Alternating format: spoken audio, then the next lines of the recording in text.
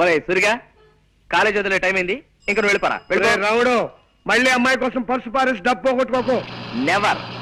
కిందటిసారి అయితే తను చూసేటప్పుడు నేను పడేశాను కనుక నన్ను ఆట పట్టించడానికి చూడనట్టుగా శాంతి వెళ్ళిపోయింది. కానీ ఈసారి అలా కాదు, తను రాకముందే ఇప్పుడే పారేసుకుంటా. ఈ పర్సు పారేయటం ఇదెక్కడ దరిద్ర ప్రభరా నాయనా. ఒరే అలా పారేసి తన సున్నితమైన చేతుల మీదుగా దీన్ని తిరిగి తీసుకోవడంలో ఓ గొప్ప థ్రిల్ ఉందిరా. అవన్నీ నీకు అర్థం కావు గానీ కాలేజ్ వదిలేరో లేదో ఒకసారి చూస్తా.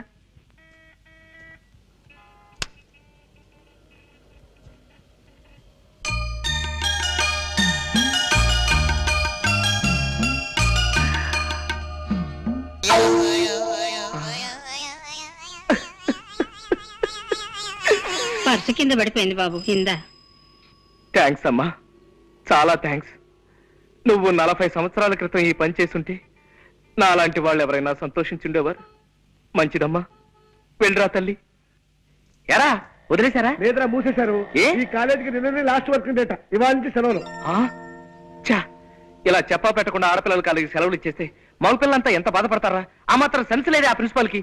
చా చా చా చా చా. అవును, శాంతి ఇల్లెక్కడరా? పాండి బజార్ పెడదాం పదా. అక్కడ ఉంటుందా?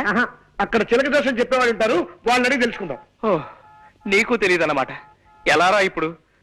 సెలవులు ఇచ్చారంటే 4 రోజుల దాకా శాంతి కాలేజీకి రాదు. ఈ లోపు తన కలుసుకుందామంటే తన అడ్రస్ మనకు తెలియదు. ఇప్పుడు ఎలా సార్? ఏమన్నా పారేసుకుంటే త్వరగా పారేసుకోండి సార్. మళ్ళీ మార్నింగ్ షో టైంకి సినిమా హాల్కి వెళ్ళాలా, టైం అవుతుంది. సరే చూద్దాం. రా తీసుకో, పారేసుకున్నా తీసుకో.